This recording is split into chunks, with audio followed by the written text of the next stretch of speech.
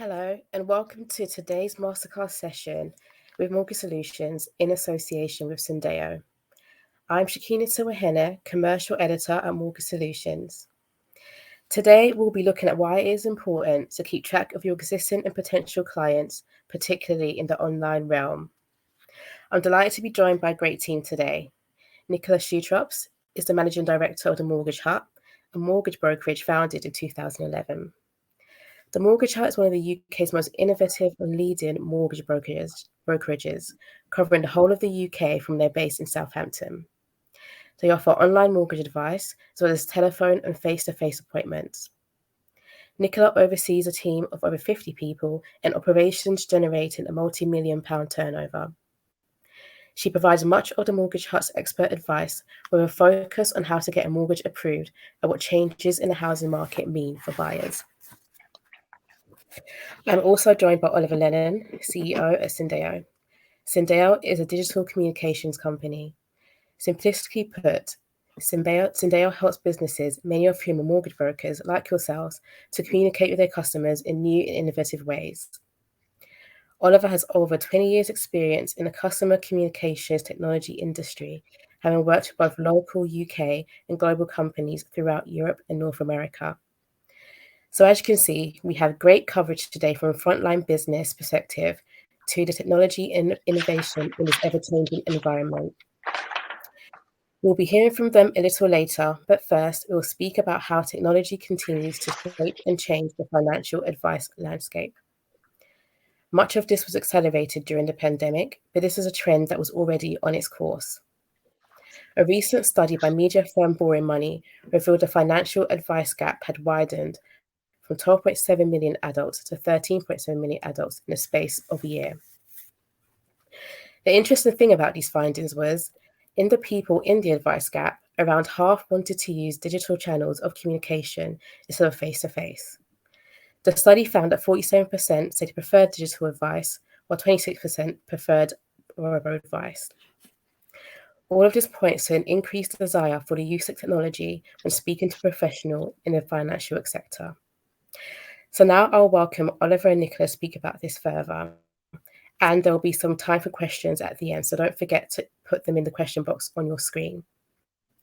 As I mentioned, there's evidence to suggest that people seeking financial advice want to embrace technology. While the mortgage market, like other sectors, made use of things like Zoom to speak with clients, there is a desire for that to continue despite restrictions being lifted.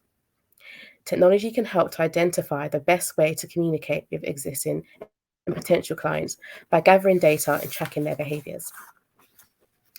So, Oliver, I'll come to you first, and thank you for joining us. How have you seen customer engagement evolve over the years, and in particular since the onset of the pandemic? Hi, Shakina. Good morning, and thank you for the introduction. Hi, and welcome to all our guests today. As Shakina mentioned, I'm Oliver Lennon. I'm CEO here at Syndeo.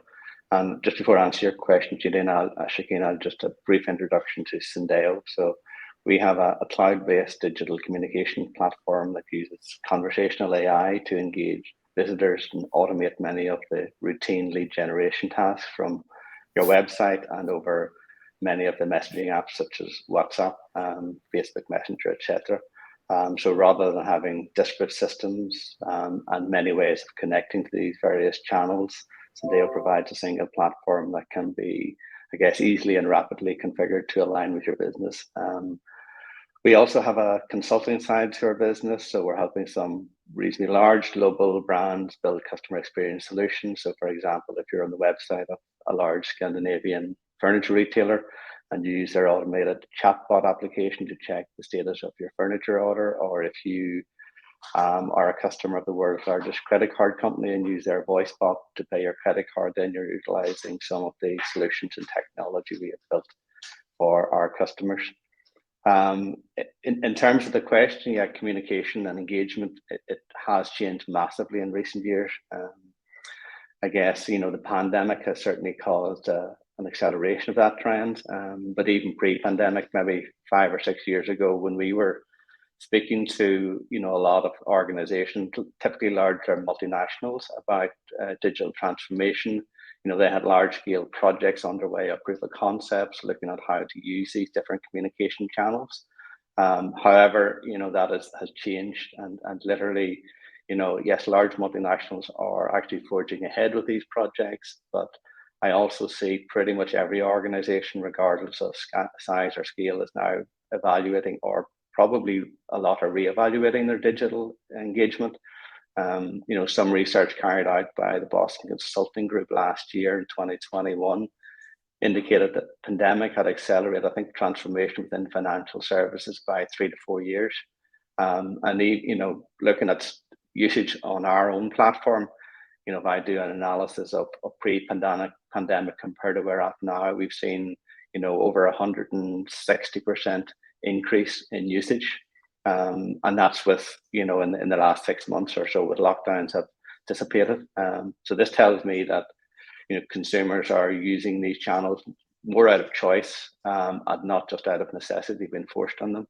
Again, looking at some of that research from the Boston Group, as a result of the pandemic, I think there's been a 49% growth in mobile banking, and currently over 60%, 61% of retail banking are now offering voice or chat-based online virtual assistants.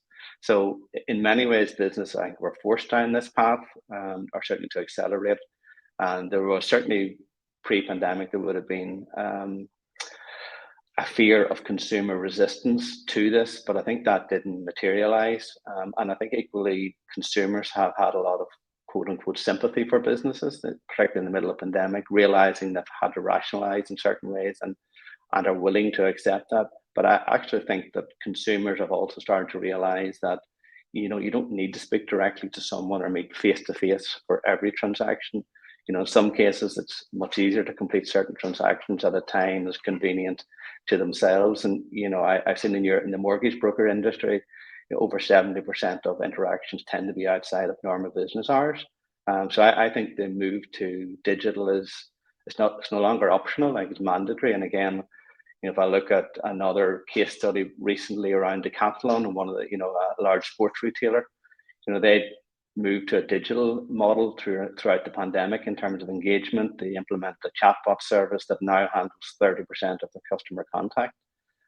Since COVID, their sales have doubled, and online sales of 33% count for 33% of their sales. And the reason I'm highlighting them, Decathlon has 1,600 stores in 60 countries. So there's this mixture of both physical and digital, I think, is the key approach. Now, it's not one trumping the other. So in my mind, it's really how do you blend that right interaction with your physical presence or physical engagement with also a digital. I have a term I call it phygital. And I think that's the key thing to moving forward. How do you actually blend those two in this particular environment, Shakina? Thank you for that, Oliver. You got to raise some interesting point there, and also the word phygital. I wonder if that will catch on to make sure the physical is digital. I think I should brand that somehow, but I think it's been used before, so I think it might be plagiarism. Thank you. And Nicola, just picking up on the point that Oliver made about combining digital and face-to-face engagement, I know you balance this within your business. So how have you adapted your business throughout the pandemic? Hello, Shakina. Thanks so much for having me on today. I think to go back and just give you a little bit more context around the Mortgage Hut, we have been going since 2011. My husband started the business with just him and his dog in his bedroom at his parents' house, and it's grown from there. So we're now over 50 employees. Pre-pandemic, we were almost exclusively based in Southampton, with over 50% of our appointments being done in a face-to-face environment, because that's what we believed and what we were being told our customers wanted. Obviously, the pandemic made us change the way that we did that. And now that we're almost completely free of restrictions, we've actually we've realised that isn't what our customers want anymore. People's perception on advice has changed on that they need to be sat in a room with an advisor to get the best advice. We felt that we were a fairly forward-thinking mortgage business before the pandemic. We have what we consider to be a fantastic website with over a million unique visitors each year. we generate about 100 leads each day from the website. So we already thought we were in a good space and doing more than most. What happened during the pandemic was, as Oliver said, businesses had to look at their digital journey for their customers and how they engage with their customers. And actually, we got caught up by a lot of other companies and other mortgage brokerages. So we then had to look at what we were doing, how we were doing it, how we were engaging with our customers. Before COVID, I had never even heard of Zoom. It just wasn't something. And now I've done a daily Zoom quiz for almost 2 years with the family. So there are now so many different messaging apps, social platforms, that it's really important that as a business, we are at least aware of what those platforms are, I guess, who the target audience are on each one, and how you engage with people, and which is going to work best for your business. So we've definitely had a journey over the last 3 years. It's forever an ongoing journey, looking to the way that we interact and the way that our customers want to interact with us. We started working with Syndeo. I think we'll get onto this a little bit later, during the pandemic, to replace a system that we were already using for our live chat provider. And the options are available through Syndeo, have helped us branch out and talk to our customers on channels that weren't accessible to us before. Thank you very much, Nicola. And we have focused a little bit about how you communicate with clients through things like Zoom and video chat. But moving on a little bit from that, most firms all have a website, but broadening your online presence beyond that can expand your potential reach and hopefully gain more clients. Research from Pepper Money last year showed 56% of people began their search for a mortgage advisor through the internet. So the internet doesn't just mean having a website. The rise in popularity of property-related podcasts, Twitter discussions, and a branded social media presence means there are various mediums available to connect with clients. So Oliver, back to you. What does having a strong online presence mean in today's world, and what is the importance of it? Shakeen, yeah, I think, and Nicola pulls out some of these points as well. I mean, most organizations had assumed they had a reasonable presence even pre-pandemic, but some of the ones that I've seen really had brochure sites. So that 56%, I think that's backed up across various industries. And one of the things we track with Nicola's team is where the leads come from. And I think over 70% of leads that are coming through from a Nicola's perspective are people start their search on a Google search or an online search. So that's critical, but having a website is what I would call table stakes. So it's a starting point. It's absolutely mandatory. But then you need to start to think about how do you attract customers to that website. You have things like search engine optimization, and you can certainly use paid services for that, which is very advantageous. But if that's your only mechanism of attracting people to that site from paid services, that can very quickly become cost ineffective and inefficient. So you need to mix in organic SEO, and that's kind of about the content you put out there. Are you linked to other sites? How active you are in terms of referrals from other sites. So I think having a site is critical. As one person, getting users to that site is the next step. But that's only the start of the journey then. So whenever they hit that site or hit some of your social media page, what are you going to do with them is critical. So how do you engage those customers or prospects or leads? Obviously the content that you publish on their site or in those channels is important, but equally, having, CTAs, call to actions, throughout your site or throughout your social media is critical, and different call to actions, be that online wizards, online chat popping up at different times. So engaging the customer or prospect at the right time of their journey. Mortgage, again, most people know in this call, it's kind of like all business, it's numbers game. So you might have a conversion rate of somewhere around 2 to 3%. So it really is about getting as many of those into the top of the funnel, and then obviously being highly efficient about how you can actually take those leads down through from initial prospect right through to your closing business with them. Thank you. And as you mentioned, Oliver, a website is important. So which modes of communication do you believe are being underused by the broker market?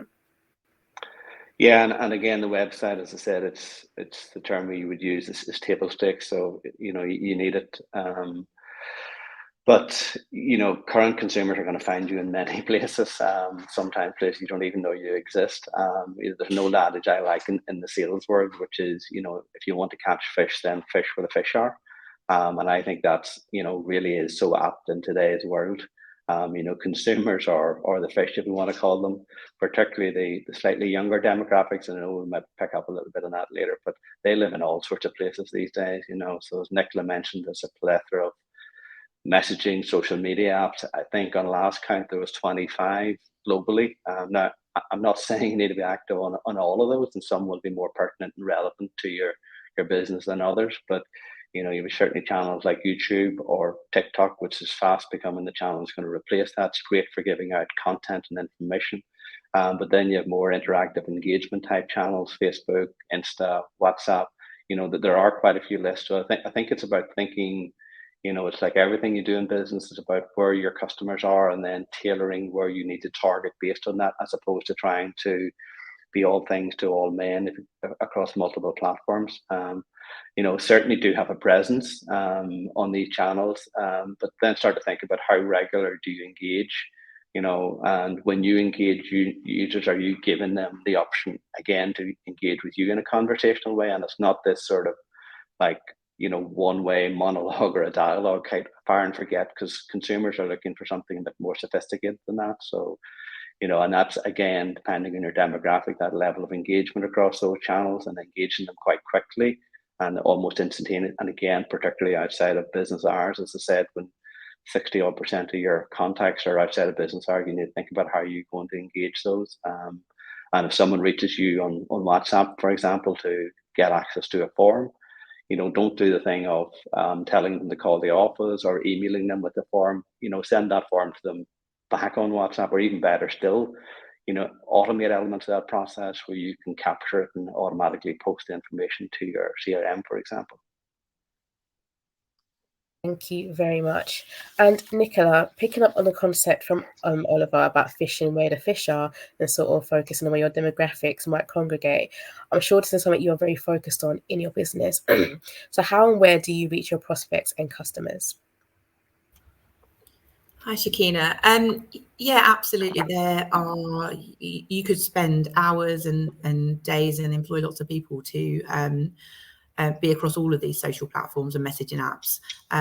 My 14-year-old daughter thinks I'm incredibly uncool for my use of Facebook, because the youngsters, it's just not what they do. And thankfully, they are not our mortgage audience right now, because I've no idea how TikTok works or some of the other apps that I'm not even familiar with. So it is about doing your research into what's available, looking at the demographics, being consistent, whichever one you're choosing to use. There's no point in just setting up an account and then having nothing on there, because actually if people find that account and it looks like it's not managed or there is nothing relevant on there, it actually reflects badly on your business. So if you do have a Facebook account or a Twitter account, make sure that you are posting regularly to it. Going back on what Oliver said about how customers find our business, as he says, 70% of our inquiries through our website come through Google, and that is from us spending a lot of time and money on research into what our customers searching for. So what are the Google terms that people are searching for, and then writing good quality content that is relevant to them. So they find us that way through Google. Now, with social platforms, that's not the same. They're not going to be searching on Facebook for, can I get a mortgage? So that's about posting the articles that we're writing and having it just in people's mind, So, for example, an article about potentially raising money on your property to do home improvements. Now somebody might see that and they might not have known that that's an option. So it's about putting articles in front of them that we think are going to open their eyes up. It's also about not making it too serious. Mortgages are not the funnest thing. If we just post mortgage related content, you know, it's going to switch people off. So every other post is a meme or a video, you know, from YouTube about a cat and a cucumber because they're funny and they're scared of them. So yeah, make it relevant. Like I said, make it consistent, and you know where your customers, where they're coming from. I guess which age range you're sort of ideally targeting and which social media they use most. Thank you. And you've given some actually very good examples of different ways to use different platforms to engage and not just directly with mortgage content. So we're now going to put up a poll on the screen asking what channels the viewers watching today use to reach their clients. If everyone can answer, it's a multi-choice question. So any answer that applies, please respond in kind. Thank you. That should be popping up on your screen right now. So when you picture the users of things like video calling or social media, your mind might go to younger people who'll be buying their first or second homes. But research suggests that the kinds of people using these mediums go further than that. During the pandemic, research from More to Life found more advisors were making use of video conferencing apps, with 73% of firms relying on this technology. Outside of the mortgage or financial services markets, things like shopping apps, virtual GP appointments, and utilities apps all point to a greater and growing use of technology in everyday life. It seems inevitable that the expectation of a digitized alternative to complete daily tasks will become the norm. So, Oliver, back to you. How does this solidify the fact that technology isn't limited to certain demographics? Shakini, I think, you know, the fact now we have all become used to, as Nicola pointed out, well, it's Zoom quizzes or whatever, it's prevalent in our, from a tech background, we've always had access to these technologies and we've used them. And I personally used to find it strange when I had to explain to someone what Zoom was or what Teams was or how to connect to it, but no longer have to do that. I mean, as you said, to get your GP appointment now, all demographics are used to maybe jumping on a Zoom or even sending a digital picture via email, you know, things that weren't happening certainly 2 to 3 years ago. So I think the question now is moving away from what about the demographics? Yes, you need to understand, you know, as Nicola said, where to actually promote yourself from a demographics perspective. But when you want to engage, then it's really about the end-to-end process. You know, and I even think, you know, a lot of these trends were already in place before the pandemic. So if we look at the Middle East, you know, the usage of WhatsApp there was highly prevalent, much more so than it is here in the UK. And to my mind, you know, yeah, pandemic has accelerated this, but it was only a matter of time before it became incumbent upon businesses to offer these technologies and mechanisms of connecting to consumers. And I think it's now becoming much, much more demanded by consumers. You know, as I mentioned, you know, the end-to-end process and how you blend, I think this is then where you need to start to think, how do you blend that sort of digital with the real world engagement? So in the mortgage world, obviously you do need to, and there are times you want to speak to people, and that's pretty important, obviously. But the technology can help automate, you know, some of the, we call low hanging fruit, you know, and it will help people out of hours.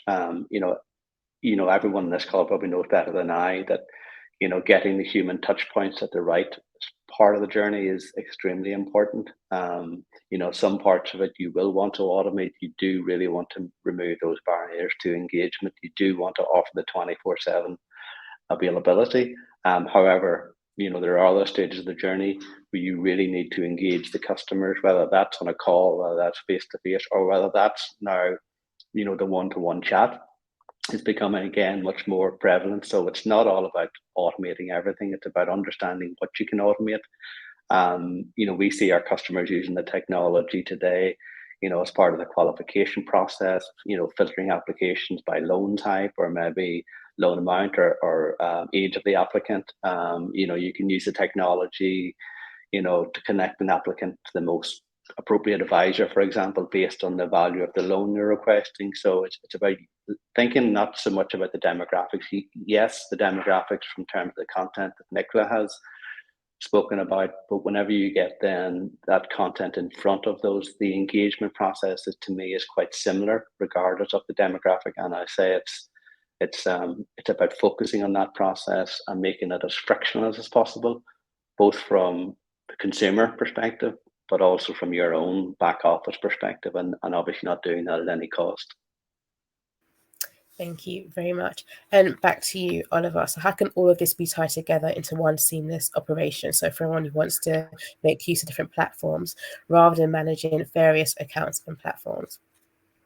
Yeah, and again, there are many different facets of looking at this. There is, the promotion of content and material, and on your website, on your social channels, and as Nicola said, they've invested heavily in terms of researching what their users are doing, where they reside. But once you sort of have that analysis, if you will, then to me it's critical, once you get that initial touch point. So if the consumer or lead reads the content or starts to engage on your website, then how can you offer those different channels at the different touch points, and tying those together into, with a single approach is hugely important. Otherwise, you end up managing a plethora of channels. It becomes very, very cost effective. So the things you need to start to consider as well, are cost ineffective. Sorry, the things you need to start to consider. Should you have a real person as the first touch point? Some kind that might be relevant, but I would argue again, that can be expensive, time consuming, and as Nicola says, we replace some of that technology with our level of automation. It can be expensive to do that. You need to think about then, how does it integrate with our CRM? How do we get these leads in? How do we manage that through the journey of that initial point of contact to offer of loan right through to completion? Again, if you have multiple advisors, as Nicola said, they have over 50 staff. So how do you assign the right leads to the right people? How do you get the right level of contact back out? So having a platform that allows you to do that in one place is extremely important. And again, I think, don't lose the sight on that. I think the mistake I've seen certain organizations is they assume that contact is a one way, in that it's just the consumer hitting them. You need to think about contact as a two-way. It's a conversation. And it's a conversation over these channels. So again, as I said earlier, if someone reaches out to you on WhatsApp, they have made a decision to do that. So you should then respond in kind, as opposed to telling the consumer, well, email that to me, or phone our office, or come in and meet. So it's about offering that two-way engagement, and it is about knowing, when to, I suppose, escalate, if you will, to face-to-face, or to maybe another channel, such as moving from messaging to voice channel, if you want to take it away from a messaging into a real conversation that you need over a voice channel. I think, and again, and maybe Nicola touched a little bit on it, it's from the Syndeo perspective, that's what we've been focusing on, certainly pre-pandemic, what we do with a lot of large organizations, but also with a lot of mortgage brokers throughout the UK and Ireland. It's giving that end-to-end platform. So first of all, giving you the consumer touch points. So whether the consumer wanted to use web, SMS, WhatsApp, Messenger, or any of these digital channels, giving them that choice. Secondly, then having an environment that allows you to iterate rapidly through that, so which channels are working, which channels to do more on, which channels are doing less on, like a low-code environment we have that will allow you to facilitate that. Thirdly, then about incorporating that into your CRM, so you're reducing the back office process. You're not capturing leads in one place and then duplicating or triplicating the entry, which leads to overhead, but also leads to error. And again, then importantly, it's about this conversation. It's about allowing your advisors or staff then to have that connection.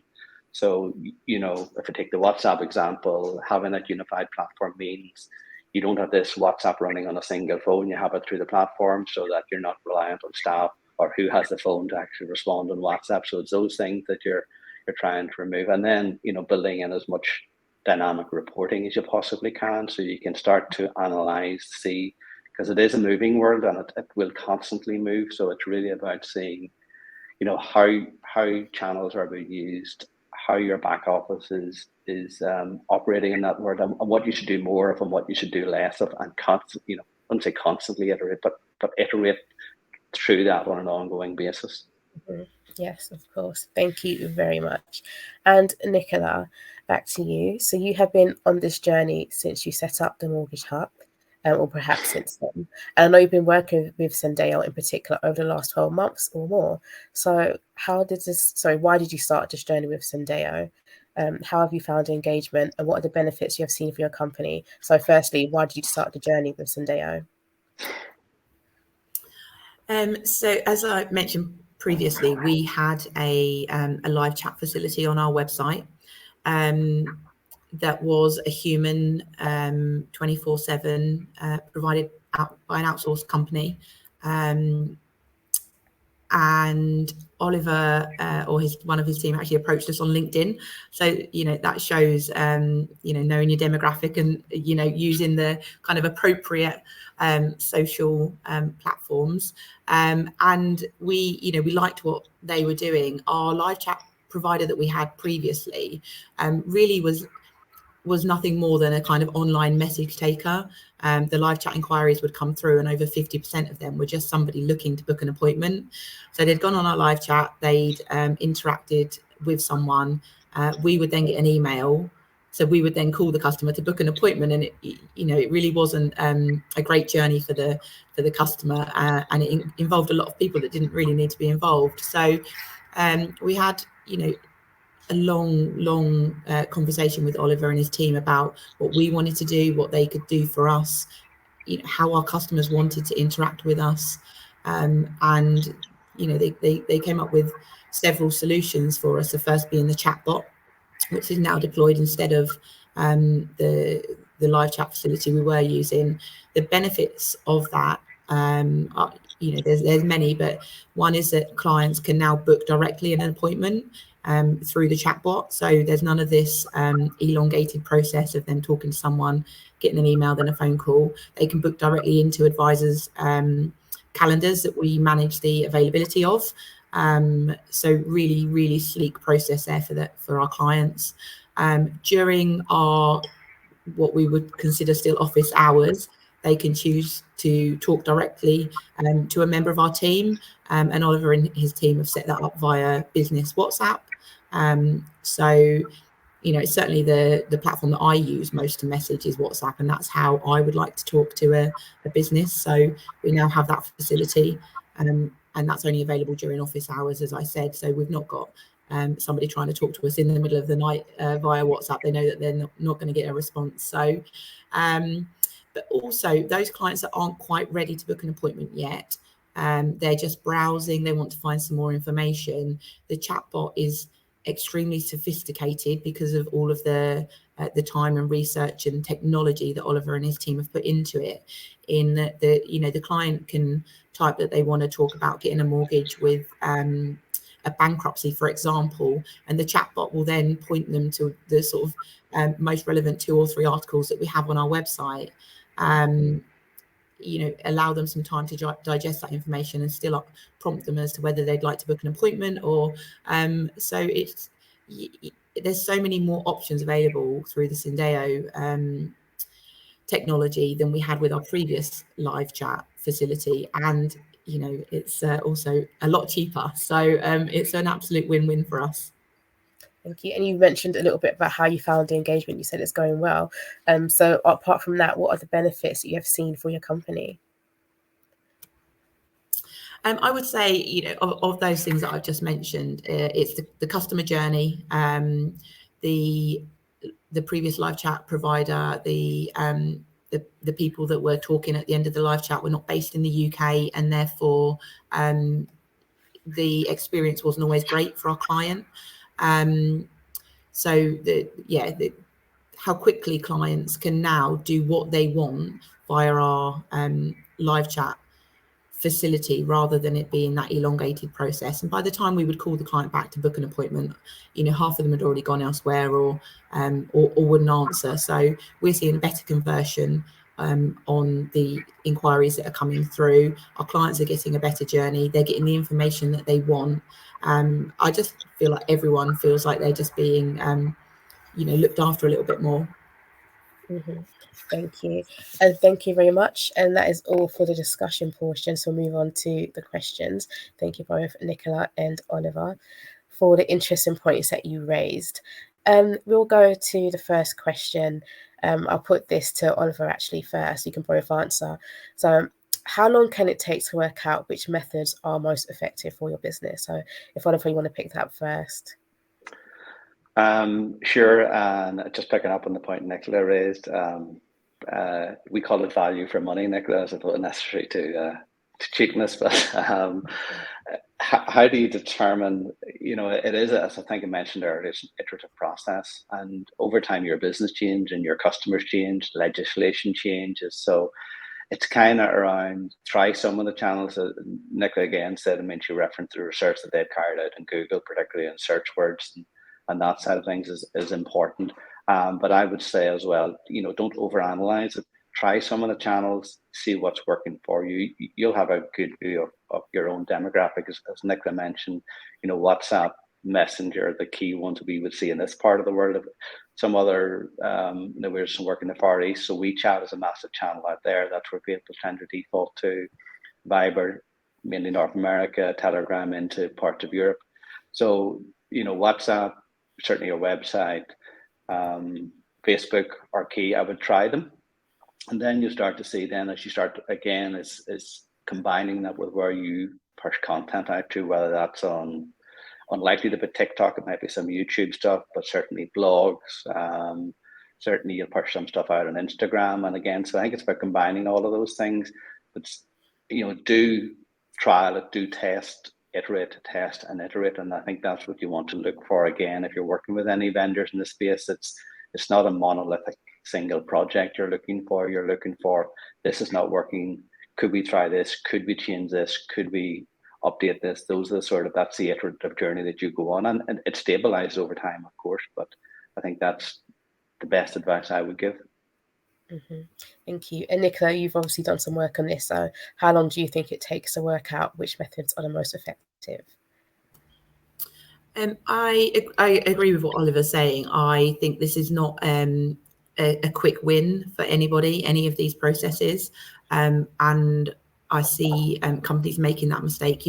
With mortgages especially, you're unlikely to put a post out and somebody to think, oh, I hadn't realized, but I need a mortgage. It just doesn't happen like that. So you just have to be consistent, putting the content out there to make sure that you are at the forefront of someone's mind when it is the right time for them to get their mortgage. Or, as I said previously, putting some content out there that might make them think about some options that they hadn't realized were available before. But it isn't, you're unlikely to see immediate results from any of these.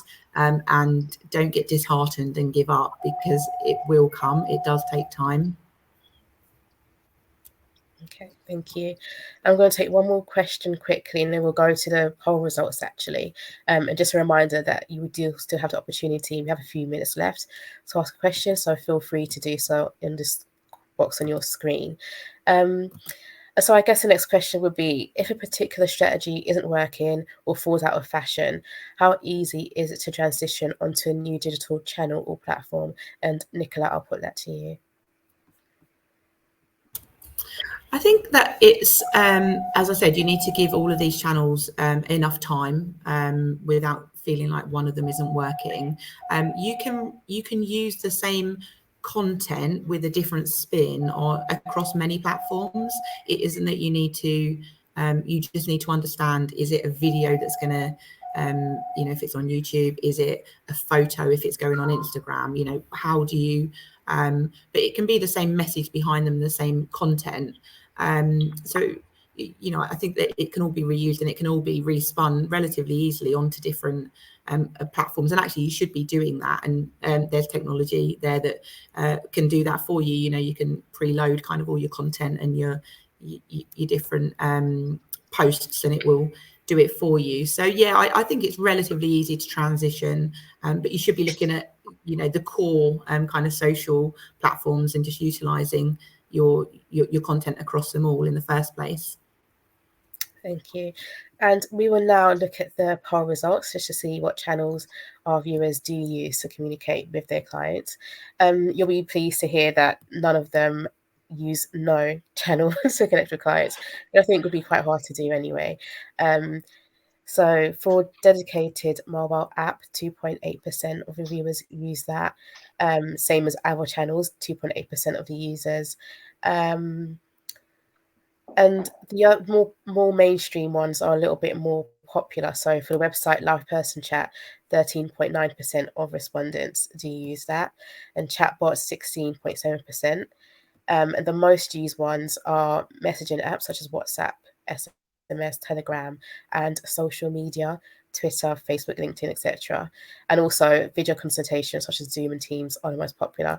So generally what we can see is that most people use, I guess, some of the more popular, well-known channels such as Twitter, Facebook, etc., WhatsApp, Zoom, and Teams to communicate with their clients. It's a lesser portion used website live chats and chatbots, and very few use other channels or a mobile app. So what are your thoughts on these results in this split? And Oliver, I'll come to you with that. Yeah, I mean, it probably aligns to what we're seeing.